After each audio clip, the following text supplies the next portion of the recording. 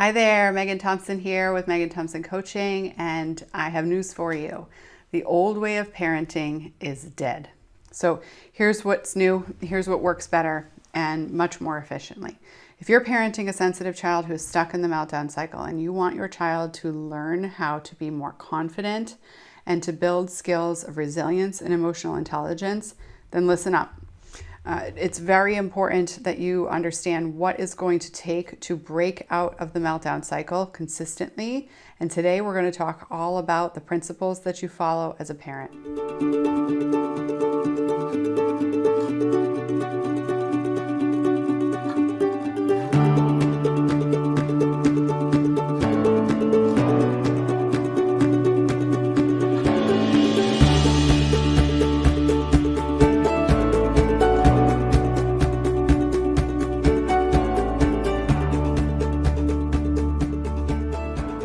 Here at MTC, we help parents break out of the meltdown cycle in as little as 8 weeks. We help parents stop walking on eggshells, stop getting passive, stop trying to save their child from all their emotional experiences, and basically lay out a red carpet for their child's happiness.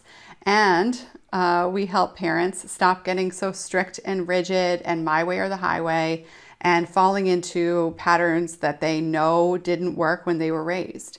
And it's really important to understand what I mean by that, because if your child is hitting, kicking, screaming, yelling, throwing things, saying life would be better off without me, demonstrating behavior that makes you wonder whether or not your child is grateful for all of the opportunities that you set up for them, it is very, very important that you listen in to today's show. Because I have news for you. If you believe that your child needs stricter rules and a stricter, stronger approach to rigidity and experiencing your authority, then you are in for a wild ride of sadness and pain. So it is very important that you listen to what I have to say. Now, you might be thinking that if your parents raised you on strict, nose to the wall, or even kneeling on rice, or they used spanking or other sorts of corporal punishment, tried to teach you by yelling at you, lecturing you, using timeouts, removing privileges to the point where you were grounded for weeks on end. Any of those tactics used to control your behavior might have gotten you to stop your behavior. Might have, right? And if you haven't learned anything yet, I'm about to blow your mind. I would venture to guess that you have a really hard time following through when you don't know what's going to happen next, following through on expectations. You might have a really hard time dreaming big if you don't know how that's going to lay out. You might find yourself being pretty pragmatic, and you might find yourself expecting to know exactly how things are going to work and really struggling to trust that things are going to work out in your favor if you haven't seen other people achieve it right in front of you and you've seen it work for yourself. This level of pragmatism, tell it like you see it, realism, assuming that the world is too hard and you have to work so hard to achieve your goals, and if you don't, then you won't achieve them, is a symptom of corporal punishment. It is a symptom of strict parenting. It is a symptom of rigid parenting. Now, this is something that we teach our clients how to deal with, and it is quite frankly something that I would prefer to gatekeep, because there's a ton of mindset work that you need to do in order to hear my words and receive them. But today I am willing to share with you what I really mean about that, and to really break free from the assumption that you can't hear this and move on from it and receive it from a place of possibility. Because if I were really holding that over your head, then there would be no way for you to move forward. If you are the type of person who has to believe it, has to see it in order to believe it. Because when you're experiencing your child's behavior that is not what you want to see, your child is struggling and suffering and acting aggressively, it can be very difficult to trust that your child will stop that behavior if you loosen your grip. And it's absolutely necessary. So when we work on helping parents break out of this rigid parenting, this overly strict parenting, this control-based parenting, we hold their hand. We work with them almost 24/7. I mean, we don't work Sundays, but we don't work weekends at the intense level that we work during the week. And it's also true that when you're coming at parenting from this high level of intensity, you're tired. You're so tired. I mean, think about dragging a dog on a walk all day long with a leash tied around their neck, and they don't want to go in the direction that you're going. You're going to get tired. You will feel the weight of pulling that animal behind you. And that's exactly what you're doing. You're trying to lead your child from an animal-based brain training manner when your child is a human being, and dogs don't even respond to that level of force and fear, right? So why are you telling yourself that your child will respond and live their best life forward if you have been raised in a way that you try to control other people through power? What is very important to understand is that your child can live a different life, and your sensitive child is an alarm bell in your family dynamic. The entire family dynamic is struggling right now, and this is your wake-up call. It is up to you to decide to parent differently. And I have exactly what is going to help you move the needle more efficiently and effectively, and we're going to talk about that later today. But what's critically important for you to understand is that your child is silently suffering. And if you aren't clear why you are silently suffering or the fact that you're silently suffering, then this will be very difficult for you to understand. And this is my first invitation to you, to get curious today, to move out of judgment, to stop thinking that the old way of parenting is going to come back. It's not. You need to have that reality check and come to the conclusion that fear-based parenting is dead. Sensitive children or not, children in general do not respond well to fear. If you are trying to teach your child to respond to you by requiring them to listen to your rules and to do what you say, even if you're not always consistent in what you do, then you are teaching your child that they have to listen to you come heck or high water. And you are teaching your child to stop having a critical thinking mind. What happens, though, is that on the flip side of this, you are asking your child to use their critical thinking skills. In other avenues of their life, you are asking your child to engage in common sense, to assess situations, and to think in gray areas. Now, we are not going to dive into why that's completely inappropriate for a 4-year-old or a 5-year-old or a 6-year-old today, because that is the understanding of child development that is ready for a different show. Your child's brain is not capable of thinking at that level. What it is capable of doing is responding impulsively or responding calmly. And so when you look at that from a 4-year-old's perspective, from a 9-year-old's perspective, from a 16-year-old's perspective, it is very important for you to understand what your child's brain is capable of doing and how you are helping your child be accountable for controlling their own behavior from a place that is developmentally appropriate. Now, your parents didn't have the science and the research that we know. And so it is up to you to decide, are you going to debunk that science because your parents didn't have it and they were ignorant and therefore they did the best they could? And have that justify that you get to stay ignorant and you get to tell yourself you're doing the best you can? No. Any well-meaning, loving, caring, kind parent is going to take this strong kick in the butt conversation and say, you know what? I do need to look at things differently because my way ain't working.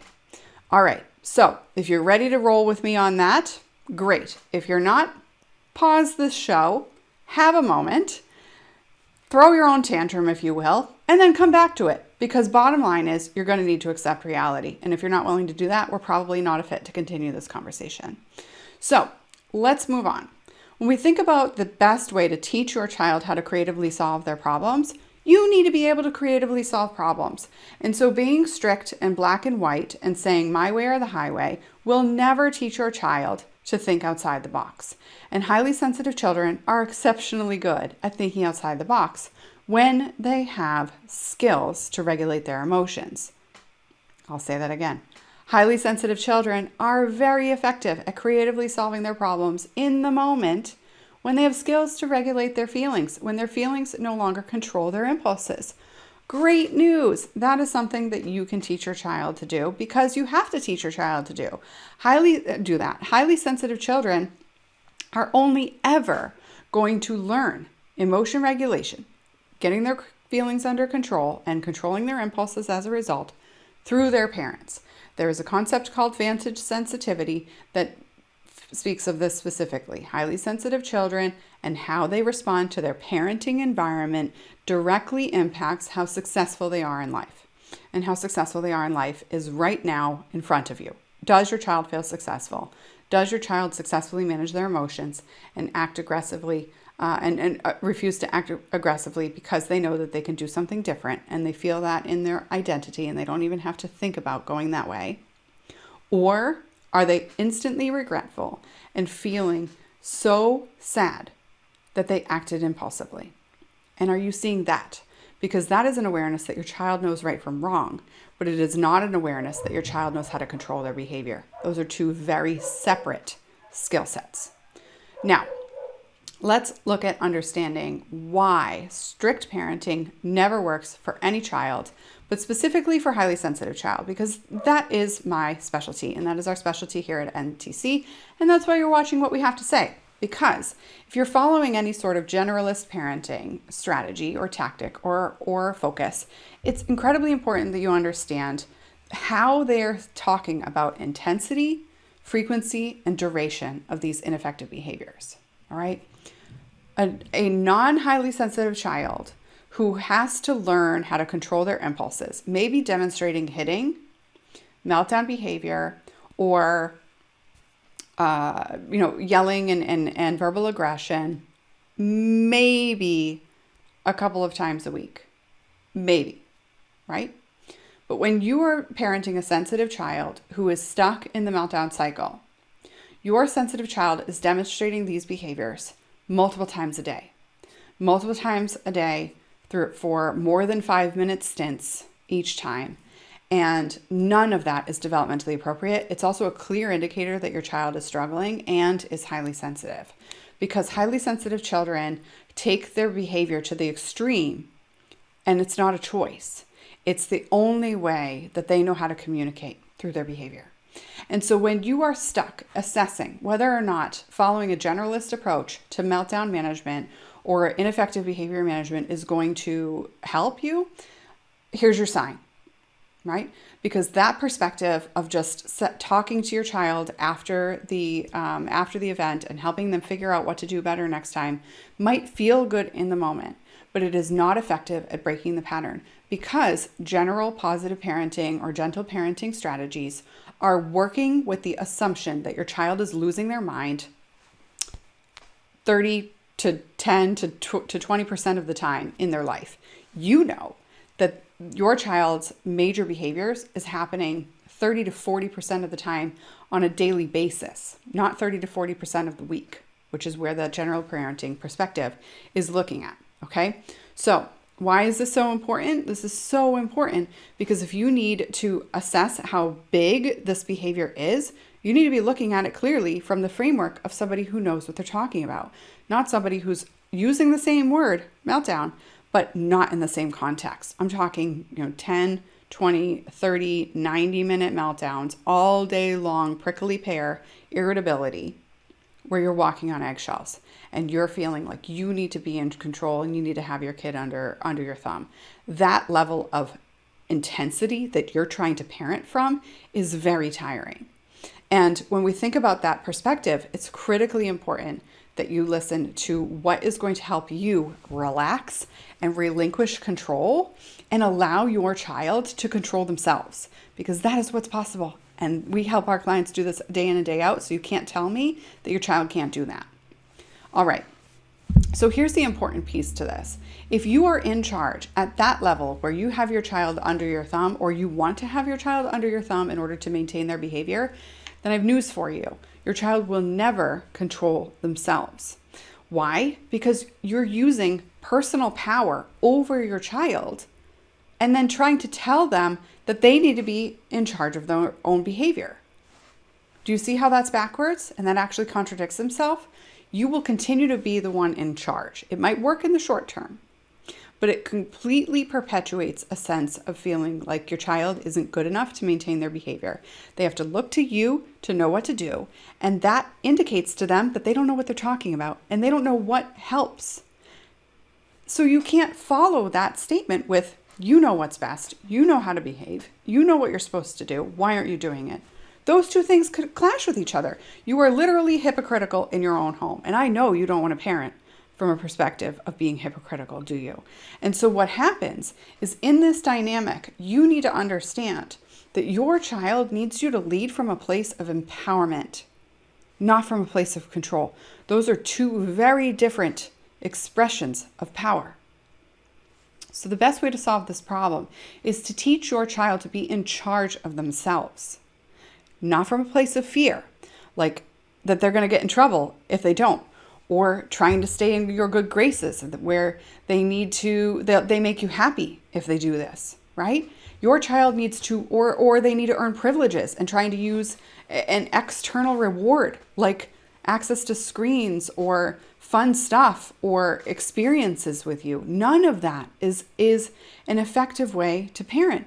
Your child needs to feel clear that they know how to choose their own safe behavior. That's what allows them to notice that they're safe. That's what allows them to feel in control, and that's what allows them to combat shame.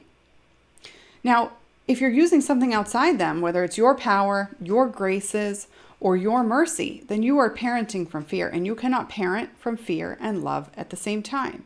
Now, if you're using something even external, sorry, sweetheart, the clock says it's time for bedtime. Or, sorry, sweetheart, you won't earn your sticker if you don't do the thing. Or, you're not going to get more screen time if you don't give it back to me. What happens? Then you create a situation where the item that you're using and you're giving your power away to becomes more powerful than your word, than your mentality, than your love, care, compassion, and guidance.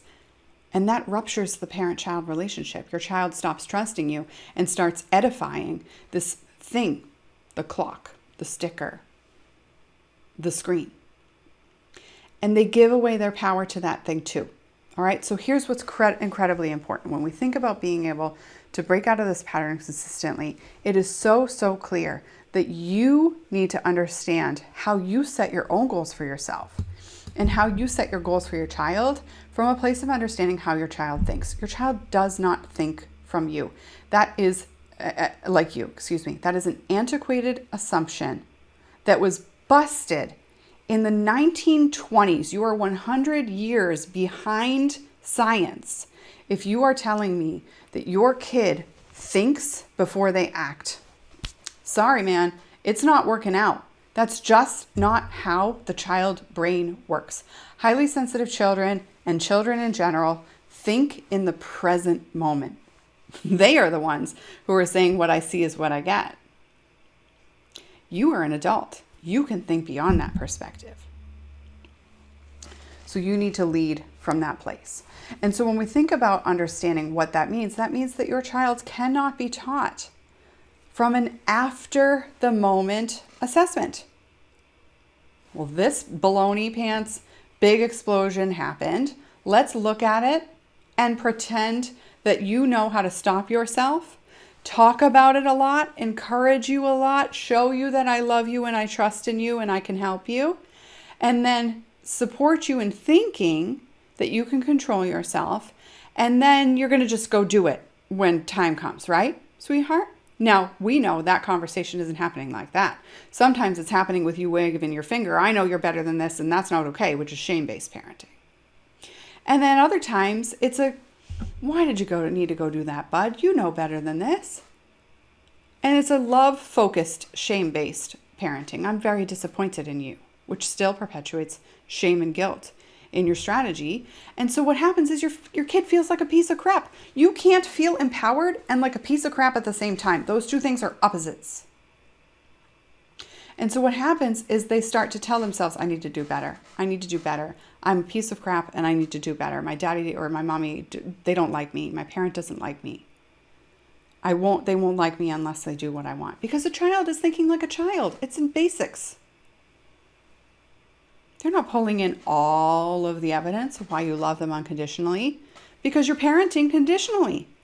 You're using fear, which is not a love-focused parenting tactic. And so they start to bleed into this and feed into this, all right? So what happens is you need to understand how the child's brain works. You need to understand how to support your child to notice in the moment how to manage their big emotions. And you need to be able to rewire their brain to become much less reactive in general. That requires you to go way upstream from the catalyst of the experience. When their brother takes their toy and they want to hit their brother. That is way too, you're trying to stop the train before it's about to crash. My friend, it's not going to work. It's not going to work. So when we work at supporting sensitive kids and understanding how to remain calm and dissipate the intensity of their experiences all day long, then they don't go from 0 to 60 anymore. Because, newsflash, they were never going from 0 to 60 in the first place. But as a parent, you didn't have the skill set to assess what was adding straws to your child's camel's back. That was a mouthful. But it's really important to understand that your child's experiences are stressful for them in many avenues of their life. Now, I am not saying that this is pink permission slip to coddle your kid. It is not. However, it is a permission slip for you to notice that if you don't know what you don't know, then you need help. You need help in breaking out of this pattern. And there is no shame in finding an efficient, effective, and speedy way to solve your problems. None whatsoever. Parents who are stuck in this meltdown cycle are also suffering as well. You know that. You know you're frustrated with your kid and you don't want to be. You know you love your kid and you don't want to stay perpetuating that yucky anger all day long. There's a lot of heat and frustration and aggravation that you have to stuff down and pretend that isn't there and compartmentalize in order to go to work, in order to parent your other children, right? In order to move on to getting, food on the table. And if that's the situation that you're in, then you need to be able to notice that trying to put your emotions and experiences and day-to-day life in neat little boxes isn't an effective way. And you can't lead from that place. Your child needs to learn how to experience something and let it go, not experience something and put it on a shelf or stuff it down. That's what you learned as a child. You learned that your emotions don't matter. You learned that your emotions aren't that big of a deal. You learned that you needed to suck it up and deal with it no matter what, because your parents didn't know any better. And when we look at child development science, we look at emotion regulation science, and we look at the science behind the highly sensitive trait and how it shows up as ineffective labels like anxiety or depression or even ADHD from a place of assessing inattentiveness or intermittent explosive disorder or disruptive mood dysregulation disorder, which is bipolar hidden in different language, then you get to understand that your child might not fit that label, but in fact is struggling at the root cause because they don't know how to let their emotions go. Not because they go from 0 to 60 and are on edge all the time. Now, I encourage you to notice that if this is something that you're struggling with, there is absolutely a different way to break out of this pattern. You need to use play.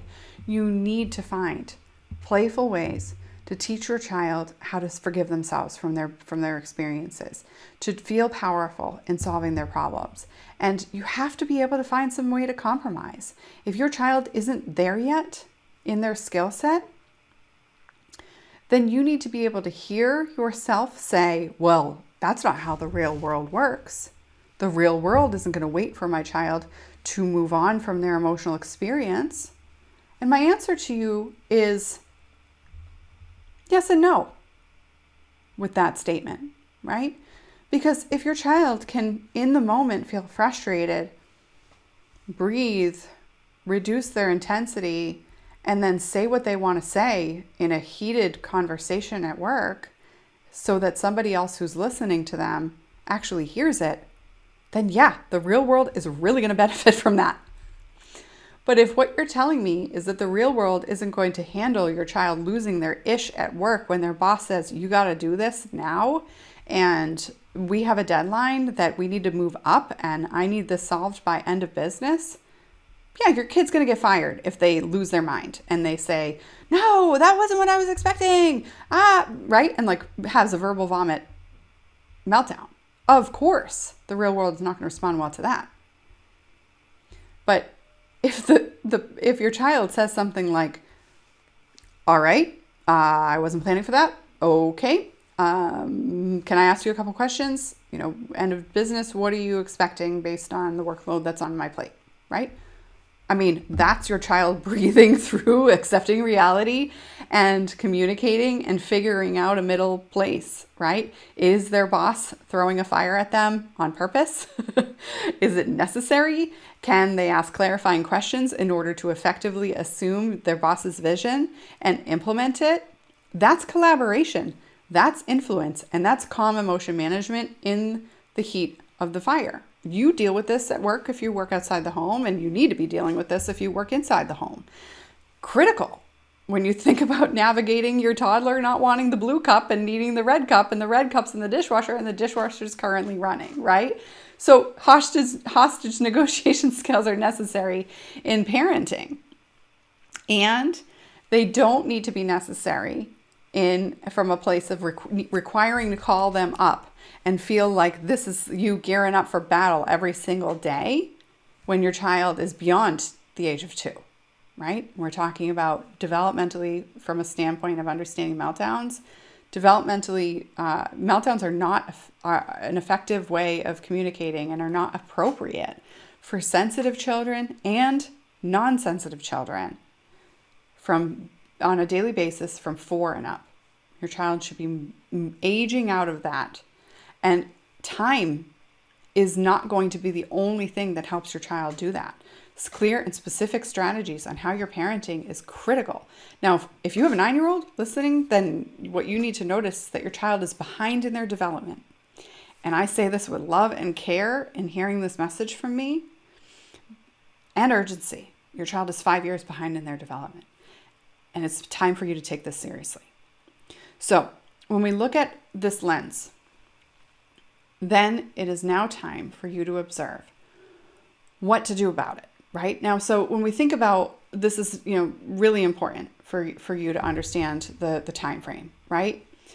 If you've been trying to solve this problem, and I know that many of you listening in have, trying to solve this problem with a different approach, then you might have heard my last sentence from a place of frustration. Megan, who do you think you are that you are assuming that I haven't been working at this? And I got to tell you, that is not what I am assuming. What I'm assuming is that you haven't been following what we teach here at MTC. Because if you've been following somebody else, what you've been telling me is, Megan, I want to make brownies.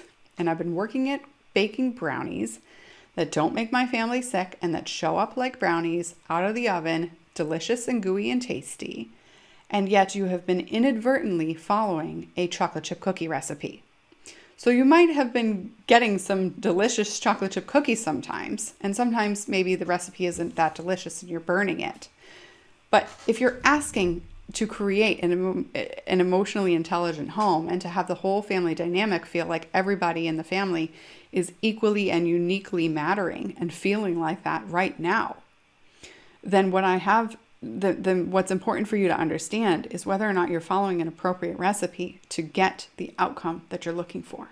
Because if this is the first show that you've listened to, or the 50th show that you've listened to, and you have not been able to perfect this, then it's time for us to have a clear conversation. Because it is not fair for you to use all of that history that you've been trying in an ineffective manner to get to the outcome that you're looking for, and have that be judgment against your child's capacity. Because it's your capacity to apply this on your own that could very well be what's in the way of your child demonstrating their full potential.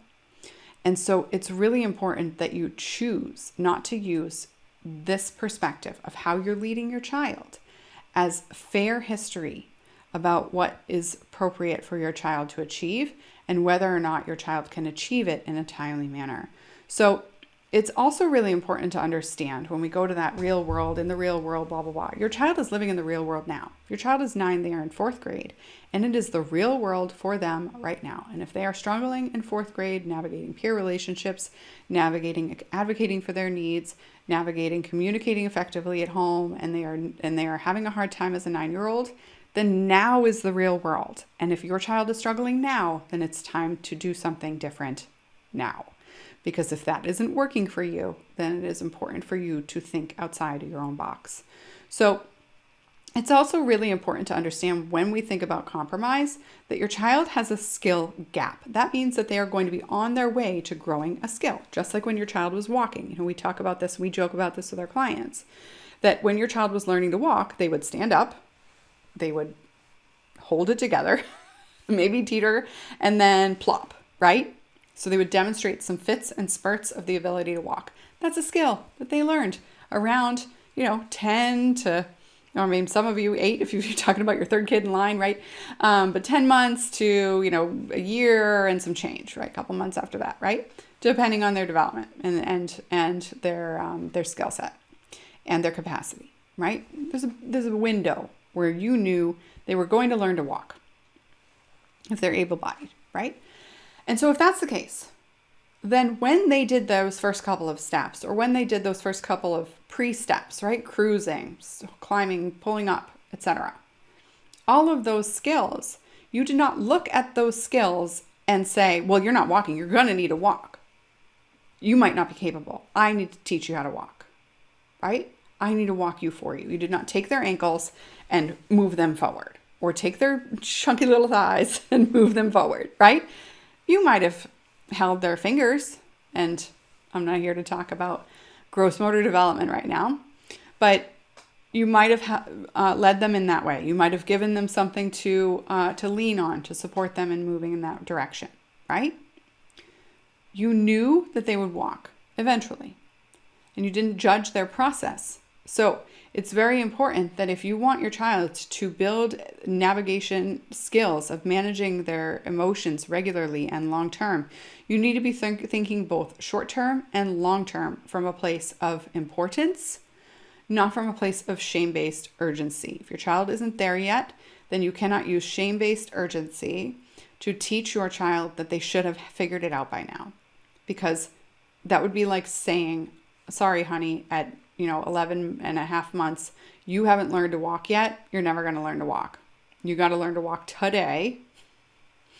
And if you don't, then you'll never walk, right?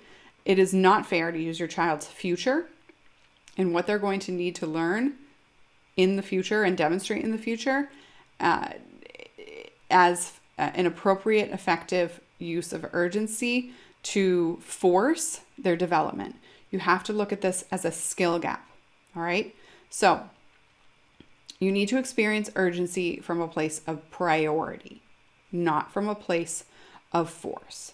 So what do I mean by that? It is absolutely necessary for you to identify that your child is miserable right now, and it needs to be a priority that your child stops losing their mind on a daily basis, because no child who's losing their mind on a daily basis and popping their top and freaking out or imploding, saying that they're a bad kid, or acknowledging that their relationship with you is stuck, believing that you hate them, or thinking that they hate you, in the height of their emotion, highly sensitive children will say these things on a regular basis, and that is not likely nor necessary for a sensitive child to be communicating at this level.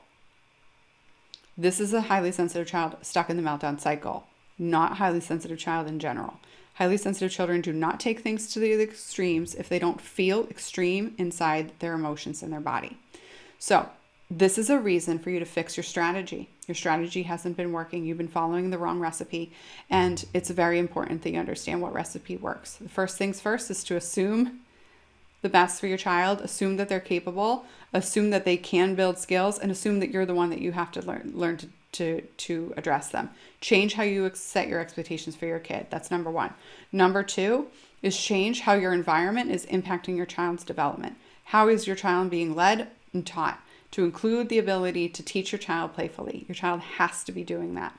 And then three, you need to be able to learn how to do this without shame. No lectures, no punishments. Your child can experience natural consequences as necessary because that's how the world works, but it is not what helps your child move forward. Your child needs to learn strategically, and you need to rewire your child's brain for possibility and resilience, not from a place of frustration and telling themselves that they'll never amount to anything.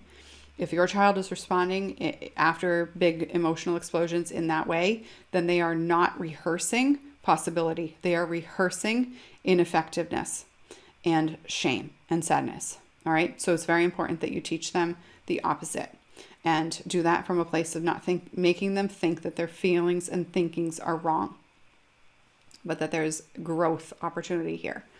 All right. So if you want our help to do that, I'm happy to share with you how you do that through any sort of conversation with our team. We're going to break down where you're stuck, what your needs are, what your goals are, and if you're ready to break out of this pattern. We help clients do this very swiftly. And so what that means is that you're going to need to be focused on changing quickly because it takes a lot of work to break out of this pattern, but it doesn't have to take years. It doesn't have to take a decade. It doesn't have to take until you see how it shows up in your child's adulthood in order for you to front run your needs and prevent those worst case scenarios from happening. Okay. And break out of the worst case scenario right now. If your child is struggling as a parent, we all need to be doing exactly what we need to do to help our child break out of suffering that's undue and only support them in experiencing regular old suffering in the world. So we don't save them from suffering, but we do prevent suffering from happening that is unnecessary. All right. That's our duty as parents. So it's important for you to lead your child from a place of understanding and setting the stage from a developmental standpoint. Okay. And it's your responsibility to do this efficiently and effectively. If you want our help to do that, we're happy to have a conversation with you on that. We have to assess what your goals are. We don't know if what we do is going to be the most effective for you unless we have a conversation with you and your spouse or co-parent, if that is part of the equation and how your child is being raised. And if that's the case, then we assess the situation and we understand where you're stuck and we do what your family needs to be done in order to solve this problem, then you can work with us immediately. We can talk about it on that very same call, how that can get started and how you can work on it with that. And if there's a more efficient or effective way that's not working with us, or you need to do that first, then what we do is we set you up with appropriate path to success, because it's very important that we maintain our 98.9% success rate with our clients. And that means that everybody who does the work gets the result of breaking out of the meltdown cycle. Whether they came in with 22 meltdowns a day or they came in with multiple meltdowns a week that were not developmentally appropriate, everybody breaks out of that cycle. And we set expectations for parents to do the same. And that's critically important, that we feel effective at our jobs, because it's very hard work that we do. And we love it. All right. So in order to keep on loving it, we are happy to have a conversation with you. It is free. So the only thing you have to lose is a sense of possibility if you don't show up. Happy to have that conversation with you, and we look forward to talking to you soon. Bye.